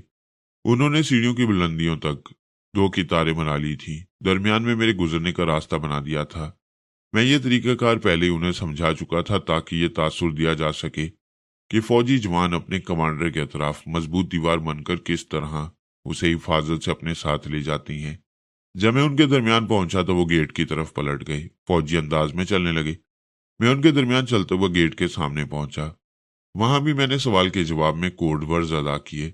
फिर किले का वो मजबूत साली दरवाजा जो स्मगलरों और दूसरे जुराइम पेशा अफराद के लिए खोला जाता था, हमारे लिए खोल दिया गया। हम अंदर दाखिल हुए, लेकिन अब हम तेज रोशनी की जद में थे। मुजाहिदीन को पहचाना नहीं जा सकता था। वह पतलून, शर्ट और जैकेट वगैरह में थे। चेहरों की तशखीस नहीं हो सकती थी कि वो इसराइली हैं या लबनानी, मुसलमान हैं या ईसाई, लेकिन मेरा चेहरा पहचान लिया गया। दूर किसी ने चीख कर वहां की मुकामी जुबान में कुछ कहा। मैंने फौरन ही अपने एक साथी के दिमाग में पहुंचकर उसका तर्जुमा मालूम किया। वो कह रहा था, अरे ये तो क्रिस्टोफर मीकी है। अगरचे मैं अपने साथ हथियार रखने का आदी नहीं हूं, लेकिन वो ऐसा मौका था कि मुझे एक इंस्ट्रक्टर की हैसियत से कम अज कम एक रिवॉल्वर अपने पास रखना पड़ा। मेरी कमर से कारतूस की पेटी बंधी हुई थी और हॉलिस्टर में रिवॉल्वर था। साइलेंसर जेब में रख लिया था ताकि वक्त पर काम आए और मैं मजबूर हो जाऊं तो वह हथियार इस्तेमाल कर सकूं। लेकिन जितनी देर में रिवॉल्वर निकालता मुझे गोली मार दी जाती। लिहाजा मैंने गेट पर ड्यूटी देने वाले सिक्योरिटी गार्ड के अफसर के दिमाग से काम लिया। जिस हेडलाइट से हम पर रोशनी फेंकी जा रही थी उसके पीछे खड़े हुए एक शख्स ने चीख कर कहा, मैं क्रिस्टोफर मीकी और उसके साथियों से कहता हूं फौरन अपने हाथ ऊपर उठा लें, हम उन पर एतमाद नहीं कर सकते। उसकी बात खत्म होते ही सिक्योरिटी गार्ड के अफसर ने रिवॉल्वर निकालकर पहली गोली उसी बोलने वाले पर चलाई। दूसरी गोली से उस हेडलाइट का निशाना लिया। दोनों ही निशाने सही थे। एक तरफ से चीख बुलंद हुई, दूसरी तरफ से शीशों का छनाका हुआ, रोशनी बुझ गई। इतनी सी मोहलत काफी थी। तमाम मुजाहिदीन ने दौड़ लगाई, कुछ ने कलाबाजियां खाई। मैंने जमीन पर गिरकर लुढ़कते हुए दूसरी हेडलाइट पर फायर किया जो रोशन हो चुकी थी। मेरी गोली ने यह साबित कर दिया कि रोशनी की उम्र भी लम्हाती होती है, बुलबुले की तरह उभरती है और डूब जाती है। वैसे बिल्कुल तारीकी नहीं थी। किले के उस हिस्से में खास खास मुकाम पर बल्ब रोशन थे। उनकी रोशनी में बहुत कुछ देखा जा सकता था। मैंने फिर जमीन पर लुढ़कते हुए उधर करवट ली जिधर एक दरवाजा था। उसी दरवाजे से गुजरकर सीढ़ियां चढ़ते हुए ऊपर टावर की बुलंदी तक पहुंचा जा सकता था। मैंने वहां खड़े हुए एक मुसल्ला गार्ड पर फायर किया। जितनी देर मुझे लुढ़कने में लगती थी उतनी देर में दिमागी तौर पर उस सिक्योरिटी गार्ड से काम लेता था। उसने भी दरवाजे पर खड़े हुए दूसरे गार्ड पर गोली चलाई थी। नतीजा ये हुआ कि वहां खड़े हुए दोनों मुसल्ला दुश्मन जमीन बोस हो गए। मेरे लिए दरवाजा खुला था। मैं वहां से उठकर झुकता हुआ रेंगता हुआ दरवाजे के अंदर पहुंच गया। वहां मैं उठना ही चाहता था कि एक जबरदस्त ठोकर लगी। मैं नीम तारीकी में लुढ़कता हुआ जरा दूर जाकर चारों शाने चित हो गया। इसके बाद उठ ना सका। एक राइफल मेरी कनपटी से लग गई थी। वो कह रहा था, खबरदार, रिवॉल्वर फेंक दो, हम तुम्हें जिंदा गिरफ्तार करने पर मजबूर हैं, हमें यही हुक्म दिया गया है। दूसरी तरफ से एक आवाज आई, मिस्टर मिकी, तुम्हारा मंसूबा नाकाम हो चुका है। तुम्हारी वो टीम जो किले के अगले हिस्से से दाखिल होने वाली थी उसके तमाम फलस्तीनी छोकरे हमारे कैदी बन चुकी हैं। और तुम्हारी वो चादर वाली। तीसरी आवाज आई, हम कहते हैं रिवॉल्वर फेंक दो। शराफत से उठकर माइक के पास आओ और ऐलान करो कि तुम हथियार फेंक रहे हो ताकि तुम्हारे साथी भी हथियार फेंकने पर मजबूर हो जाएं। मैंने रिवॉल्वर फेंक दिया, फिर वहां से उठकर खड़ा हो गया। वहां 3 मुसल्ला जवान नजर आए। चौथा एक उम्र रसीदा ऑफिसर लगता था। वो माइक के सामने खड़ा हुआ था, मुझे हाथ के इशारे से आने के लिए कह रहा था। उन्होंने पहले से वो माइक्रोफोन लाकर रख दिया था ताकि मुझसे ऐलान करा सके। इसका मतलब ये हुआ कि उन्हें मेरे मंसूबे की इतला बहुत पहले ही मिल चुकी थी। सवाल पैदा होता है, ये इतला किसने पहुंचाई? एक शख्स मेरे पीछे राइफल लिए खड़ा था। राइफल की नाल मेरी पुश्ते से लगी हुई थी। बाकी 2 मेरे सामने जरा फासले पर राइफलें ताने खड़े हुए थे। मैंने दोनों के दिमागों को बारी बारी कंट्रोल किया। फिर तो वही तमाशा होता जो मैं दिखाना चाहता था। उनमें से एक ने मेरे पीछे खड़े हुए शख्स का निशाना लिया, दूसरे ने निशाना लेने वाले का निशाना लिया। नतीजे के तौर पर वहां 2 लाशें फर्श पर तड़पने लगी। ऑफिसर ने हैरानी से पूछा, ये क्या हो रहा है? तीसरे मुसल्ला जवान ने फौरन ही अपनी राइफल का रुख अपने ऑफिसर की तरफ करते हुए कहा, सॉरी, हम मिकी के आदमी हैं। मिस्टर मिकी ये मालूम करना चाहेंगे कि तुम्हें उनके मंसूबे का इल्म किस तरह हुआ? ऑफिसर अपना हाथ आहिस्ता आहिस्ता बढ़ाता हुआ माइक की तरफ ले जा रहा था। वो माइक का स्विच ऑन करना चाहता था ताकि हमारी बातें दूसरी तरफ सुनी जा सकें। यानी इस माइक्रोफोन के जरिए हमारी आवाज सिर्फ मुजाहिदीन और दूसरे लड़ने वालों तक ही नहीं बल्कि किले के मुख्तलिफ अहम मुकामात तक पहुंचती और वो सब समझ लेते कि जो जाल मेरे लिए बिछाया गया उसमें सी सरपंच के आदमी खुद ही उलझ गए हैं। मेरी जीत को हार में बदलने वाले खुद शिकस्त खा रही हैं। लेकिन वो माइक के स्विच को ऑन न कर सका। मैंने उस मुसल्ला जवान की कमर पर एक जोर की लात मारी। वो लड़खड़ाता हुआ जाकर अपने ऑफिसर के ऊपर गिरा। वो दोनों टकराते हुए पिछली दीवार से जाकर लग गई। रिवॉल्वर अभी तक उसके हाथ में थी। वो इस दौरान मेरी ख्यालख्वानी की गिरफ्त से आजाद हो चुका था क्योंकि मैं हाजिर दिमाग रहकर उनसे निमट रहा था। जैसे मैं उनके करीब पहुंचा वो राइफल सीधी करके मेरा निशाना न ले सका। मैंने उसके पेट में एक लात रसीद की। जैसे ही वो झुका उसके मुंह पर एक घुंसा रसीद किया। वह फिर सीधा होकर दीवार से लग गया। मैंने पूछा, अपने ऑफिसर पर राइफल तान रहे थे? शर्म नहीं आती? चलो हथियार ऑफिसर को दो ताकि ये हम दोनों को गोलियों का निशाना बना सके। मेरी बात खत्म होते ही ऑफिसर ने उसे राइफल छीन ली। फिर वो मेरा निशाना पहले लेना चाहता था लेकिन मैंने राइफल का रुख दूसरी तरफ कर दिया। फायरिंग हुई और उसका वो तीसरा मुहाफिज भी फर्श पर ढेर हो गया। मैंने उसके दिमाग को आजाद छोड़ा तो वो बौखला गया। उसकी समझ में नहीं आ रहा था कि यह सब क्या हो रहा है। जितनी देर में वो समझता मैं उसके सर पर पहुंच चुका था। मैंने कराटे का हाथ उसके मुंह पर रसीद किया। राइफल छूटकर गिर पड़ी। मैंने एक बाजू को उसकी गर्दन में हार की तरह पहनाया। फिर उसे दबोचकर पूछा, हाँ तो बताओ, मेरे मंसूबे का इल्म कैसे हुआ? किसने मेरे यहाँ आने की इतला दी? उसकी गर्दन मेरे बाजू में जकड़ी हुई थी। सांस रुकती जा रही थी। वो घबराकर बोला, मैं कुछ नहीं जानता। मुझे सी सरपंच ने इतला दी थी कि क्रिस्टोफर मिकी किले के साली दरवाजे से आने वाला है। उसने ये भी कहा था कि किले के सामने से तुम्हारे जो साथी आने वाले हैं उन पर हमारे आदमी काबू पा लेंगे। मेरी इतला के मुताबिक उन पर काबू पा लिया गया है। मैं कसम खाकर कहता हूँ इससे ज्यादा कुछ नहीं जानता। उसके बोलने के दौरान मैं उसके दिमाग को भी पढ़ रहा था। वाकई उसे कुछ नहीं मालूम था। मैं थोड़ी देर तक इसी तरह उसकी गर्दन दबोचे रहा और ख्याल ख्वानी के जरिए मुजाहिदीन की खबर लेता रहा। वो बड़ी कामयाबी से मुहाजराई कर रहे थे और जवाबी फायरिंग करते जा रहे थे। उनमें से 2 हलाक हो गए थे लेकिन उन्होंने कितने ही दुश्मनों को मार गिराया था। जिस सिक्योरिटी ऑफिसर के दिमाग में मैंने कब्जा जमाया था उसका दिमाग फिर मुझे न मिल सका। यानी वो किसी की गोली का निशाना बन चुका था। मैंने उसकी गर्दन को छोड़ते हुए कहा, मैं जानता हूं किले के इस हिस्से का कंट्रोल तुम्हारे हाथों में है। यहाँ के तमाम मुसल्ला गार्ड्स तुम्हारा हुक्म मानते हैं। चलो स्विच ऑन करो और उन्हें हथियार फेंकने का हुक्म दो। मैं कनखियों से उन हथियारों को देख रहा था जो मुर्दा गार्ड्स के पास पड़े हुए थे। मैंने कहा, कोई चालाकी नहीं चलेगी, सीधी तरह मेरे हुक्म की तामील करो। वो इतनी आसानी से तामील करने वाला नहीं था। मैंने टेलीपैथी का सहारा लिया तो उसने स्विच को ऑन करते ही बावकार अंदाज में हुक्म दिया, हेलो अटेंशन प्लीज। मैं सी सरपंच के हुक्म से अपने मुसल्ला जवानों को हुक्म देता हूँ वो फौरन हथियार फेंक दें। उसने 3 बार यह ऐलान किया। फायरिंग रुक गई।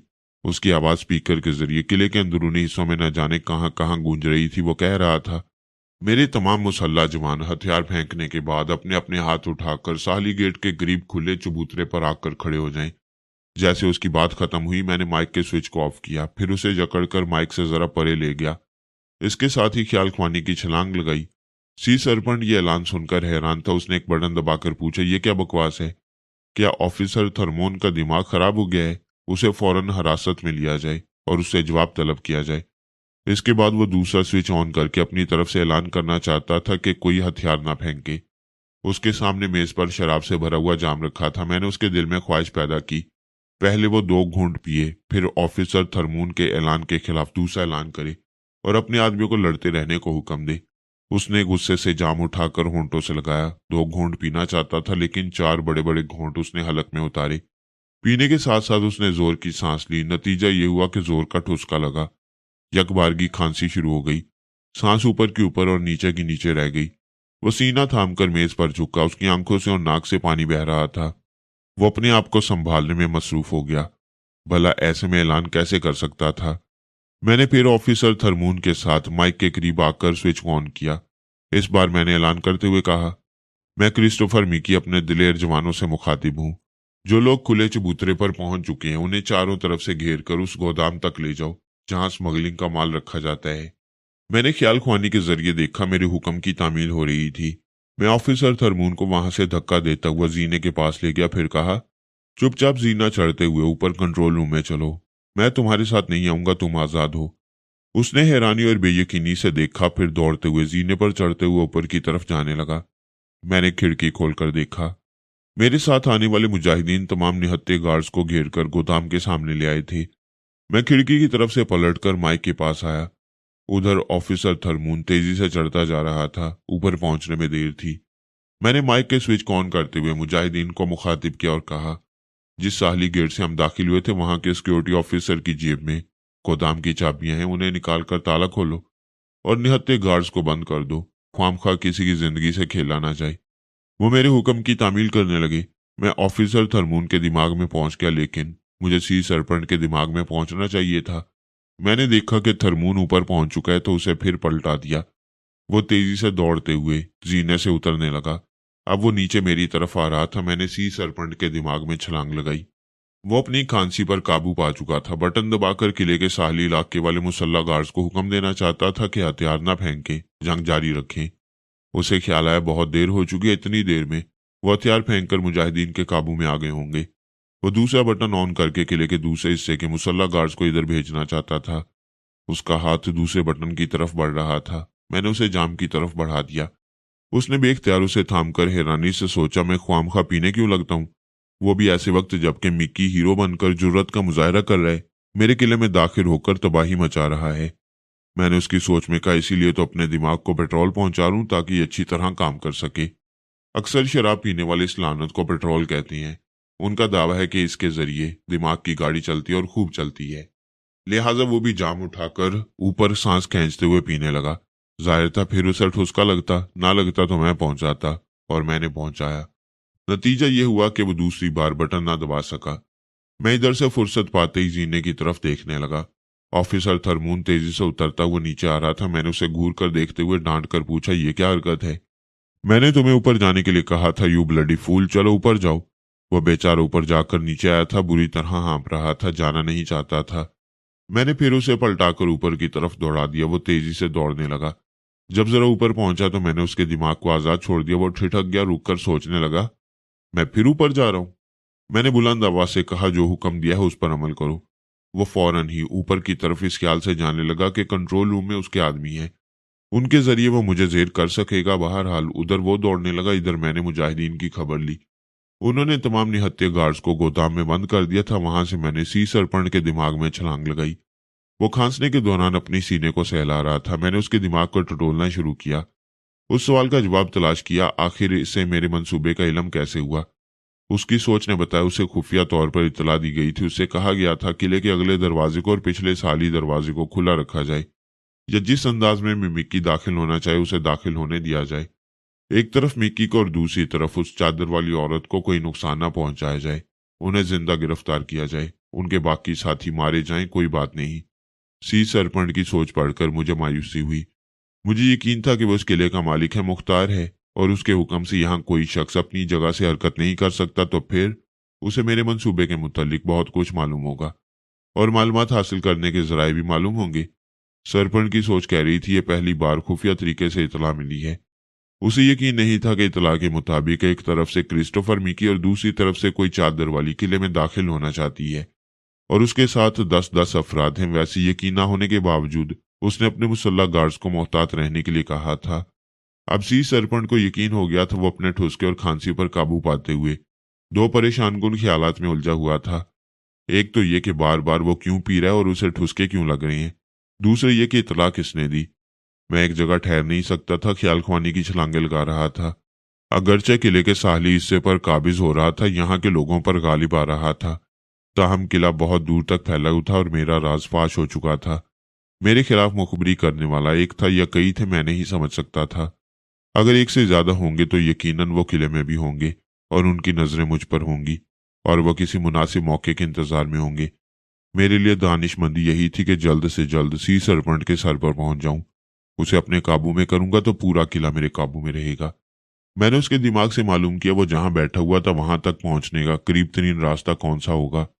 इस दौरान सी सरपंच इंटरकॉम के जरिए अपने खास मातियतों की रिपोर्ट सुन रहा था। वो बता रहे थे कि टावर के निचले हिस्से में जहां क्रिस्टोफर मिक्की हंगामे कर रहा है, वहां तक पहुंचने के लिए उनके बेहतरीन फाइटर खुफिया रास्तों से गुजर रहे हैं। मैंने फौरन ही फर्श पर पड़े हुए अपने रिवॉल्वर को उठाकर उसे पूरी तरह लोड किया, फिर उसे हॉलिस्टर में रखकर एक राइफल उठा ली। वहां से पलटकर उस दरवाजे को खोलते हुए दूसरी तरफ निकल गया जो खुफिया रास्ते की तरफ ले जाता था। जो बेहतरीन फाइटर मेरी तरफ आ रहे थे मैं खुद उनकी तरफ बढ़ने लगा। यही एक रास्ता था। अगर मैं दूसरे रास्तों से सी सरपंच तक पहुंचना चाहता तो पता नहीं किन मुकामात पर कितने पहरेदारों की ड्यूटी थी और वो मेरे साथ क्या सलूक करते, मुझे वार्निंग देते या वार्निंग दिए बगैर ही गोली मार देते। वो खुफिया रास्ता एक लंबी सुरंग की तरह था, लेकिन वो जमीन दोज नहीं था, वहां नीम तारीकी थी। काफी फासलों पर धीमी रोशनी के बल्ब लगे हुए थे जिनकी वजह से रास्ता सुझाई देता था। जरा दूर जाने के बाद ही मुझे कई कदमों की आवाजें सुनाई दी। मैं एक जगह दीवार से लगकर खड़ा हो गया। आने वाले जल्द ही नजर आ गए। वो मुझे देखते ही जरा संभले।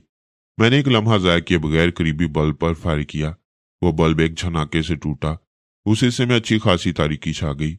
फायर करते ही मैं जमीन पर गिर पड़ा, क्योंकि वो लोग टॉर्च रोशन कर रहे थे। जहां जहां टॉर्च रोशन हुई वहां मैंने लुढ़कते हुए करवट बदलते हुए कई फायर किए और कई चीखें सुनता रहा। टॉर्चें बुझ गईं।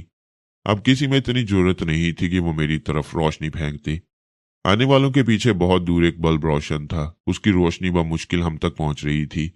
फिर भी उनमें से एक जरा हाजिर दिमाग था, उसने फौरन ही उस बल्ब पर फायरिंग की ताकि बिल्कुल तारीकी छा जाए और मैं उन पर जवाबी फायरिंग ना कर सकूं। अब हर तरफ मुकम्मल तारीकी थी।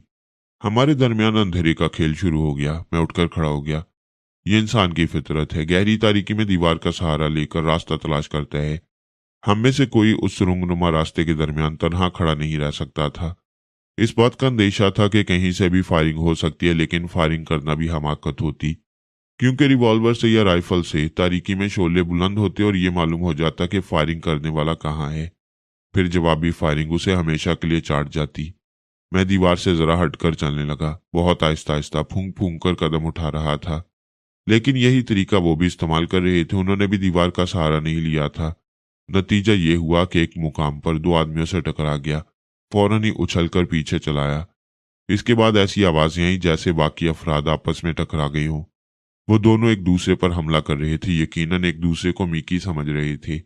मैंने इस मौके से फायदा उठाया। राइफल को नाल की तरफ से पकड़ लिया, फिर अंदाजे से आवाज की सिमत हमला किया। राइफल का कुंदा किसी पर पड़ा। एक दिलदोज चीख निकली। मैंने फिर अंदाजे से घुमाया, वार खाली गया। दूसरी बार मैंने पैंतरा बदलकर राइफल को घुमाया। इस बार एक चीख बुलंद हुई। मैंने जरा रुककर आवाज की सुन ली। पता चला वो दोनों जमीन पर गिर पड़े हैं और बेख्तियार कराह रही हैं। मैंने कराहने की आवाज को गौर से सुना, सिम्मत का तयन किया, फिर हमला किया। इस बार फिर वही चीख सुनाई दी। शायद वो फर्श पर गिर पड़े होंगे और तड़प रहे होंगे। उनमें से एक शख्स डूबती हुई आवाज में बुड़बुड़ा कर रह गया था, लेकिन वो मुकामी जुबान की बुड़बुड़ाहट थी। मैं उसके दिमाग तक नहीं पहुंच सकता था और ना ही ये जान सकता था कि मुझ पर हमला करने वाले कितने थे, कितने मर चुके थे और कितने जख्मी पड़े थे। उनमें से किसी की टॉर्च लेकर रोशन करना भी दानिशमंदी नहीं थी। मैंने राइफल को वहीं छोड़ दिया। जमीन पर औंधा लेटकर आहिस्ता आहिस्ता रेंगने लगा। एक लाश के पास पहुंचा, फिर उसके ऊपर से गुजरता हुआ आगे बढ़ा। आगे फिर एक लाश पर से गुजरना पड़ा। यही तरीका मुनासिब था। मैं रेंगते हुए आगे बढ़ रहा था। अगर कोई दुश्मन जिंदा या जख्मी हालत में था तो मुझे तारीकी में रेंगते हुए नहीं देख सकता था। जब बहुत फासले पर एक और बल्ब नजर आया तो मैंने पीछे पलट कर देखा। वो लोग मुझसे बहुत दूर रह गए थे। मैं वहां से उठकर दौड़ता हुआ उस रास्ते पर जाने लगा जो मुझे सी सरपंच तक पहुंचा सकता था। अचानक ही मैं रोशनी में नहा गया। दौड़ते दौड़ते एकदम से ठिठक गया। चारों तरफ हैरानी से देखने लगा। जहां पहुंचा था वहां चारों तरफ हेडलाइट्स नजर आ रही थी और एक स्पीकर से कहकहा सुनाई दे रहा था। फिर सी सरपंच की आवाज सुनाई दी, मिस्टर मिकी, हम तुम्हें बड़ी वजाहत से स्क्रीन पर देख रहे हैं, रिवॉल्वर फेंक दो, वो महज एक खिलौना रह गया है। वो दुरुस्त कह रहा था। मैं एक रिवॉल्वर से कुछ नहीं कर सकता था, मुझे रिवॉल्वर फेंकना पड़ा। वो कहने लगा, मिकी तुम शायद यकीन ना करो, तुम्हारे यहाँ आने से पहले ही मालूम हो चुका था कि तुम आ रही हो। सिर्फ साहली रास्ते से नहीं बल्कि किले के अगले दरवाजे से भी तुम्हारी टीम के कुछ अफराद यहाँ पहुंचने वाले हैं। तुम्हें हैरानी तो होगी कि वो मुखबर कौन है। मैं उसकी आवाज सुन रहा था और ये भी सुनना चाहता था कि मुखबर कौन है। उसने कहा, पहले मैं खुद हैरान था, मगर मुझे इतला देने वाला अब मेरे पास बैठा है। हाँ तो यूसुफ, ये बताओ तुम्हें क्रिस्टोफर मिकी की प्लानिंग किस तरह मालूम हुई? यूसुफ अरबी जुबान में कहने लगा। मैं अरबी नहीं समझता था, लेकिन सी सरपंच के दिमाग से तर्जुमा सुन रहा था। उसने स्पीकर के जरिए कहा, क्रिस्टोफर मिकी, अगर तुम वाकई मिकी हो तो इसकी तरह अरबी और इब्रानी जुबान जरूर समझते होगे। बताओ ये क्या कह रहा है? मैंने सर उठाकर कहा, ये जो कुछ कह रहे गद्दार की जुबान से कह रहे। अगरचे ये फलस्तीनी मुसलमान है, लेकिन मुजाहिदीन के दरमियान रहकर उनके राज तुम लोगों तक पहुंचाता है। इसने तुम्हें पूरी बात नहीं बताई, लेकिन मैं समझ गया हूँ। हदीका ने 20 मुजाहिदीन की जो टीम तैयार की थी उनमें से एक ये भी था। इसने तमाम प्लानिंग सुन ली, लेकिन एक बात समझ में नहीं आई, इसने तुम्हें इतला देते वक्त खुद को राज में क्यों रखा। सी सरपंट ने हंसते हुए कहा, यह असल आदमी नहीं है, तुम यहाँ घिरने का सेहरा एक दूसरी हस्ती के सर है। तुम यकीनन उससे मिलकर खुश हो जाओगे। वो देखो, तुम्हारे सामने दरवाजा खुल रहा है और वो आ रही है। उसकी बात खत्म होते ही जरा फासले पर एक दरवाजा खुलने लगा। उस खुले हुए दरवाजे के अंदर तेज रोशनी थी। वहां से किसी का साया मेरे सामने पड़ रहा था। मैं उसे साया नहीं, परछाई कहूंगा। वो परछाई चादर में लिपटी हुई थी। मेरा दिल धक से रह गया। सी सरपंट फखरी अंदाज में कह रहा था, देखो, आंखें फाड़ फाड़ कर देखो, यही वो हस्ती है जिसने तुम्हारे मंसूबे को खाक में मिलाकर रख दिया। वो आ रही थी। दरवाजे से गुजरकर जब मेरे सामने तेज रोशनी में आई तो वो चादर में लिपटी हुई थी। यकीनन उस चादर के अंदर वो खंजर भी होंगे जो उसके खुसूसी किरदार का एक हिस्सा थे। यानी गूंगी, खंजर और चादर की अलामतें मुकम्मल हो चुकी थी। मैं खुली आंखों से देखते हुए भी उसे बेयकीनी से देख रहा था। क्या मुझ पर जान देने वाली मेरी जान की दुश्मन बन सकती है? वो कुछ नहीं बोल रही थी। पहले भी गूंगी थी, अब भी गूंगी बनी हुई थी। फिर वो आहिस्ता आहिस्ता दूसरी तरफ पलट गई। जिस दरवाजे से आई थी उसकी तरफ मुंह कर लिया। मेरी तरफ उसकी पुश्त हो गई। फिर वो चादर खुलने लगी। दोनों बाजू फैल गए। उसने दोनों हाथों से चादर थाम रखी थी। उसे आहिस्ता आहिस्ता नीचे सरका रही थी, यानी चादर गिरा रही थी, पर्दा उठा रही थी। पहले उसका सर नजर आया, फिर उसकी घनी स्याह रेशमी जुल्फें नजर आने लगी। फिर उसने चादर छोड़ दी। वो चादर उसकी पुश्त पर से सिरकती हुई नीचे फर्श पर गिर पड़ी।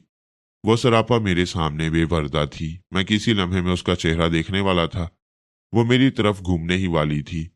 बड़ी हसरत थी कि उसका चेहरा देखूं, उसकी आवाज सुनूं, लेकिन अब मुझे शदीद नफरत हो रही थी। मैंने सोच लिया, वो मेरी तरफ घूमकर खुद को दिखाएगी तो मुंह फेर लूंगा, अपनी आवाज सुनाएगी तो कानों में उंगलियां ठूंस लूंगा।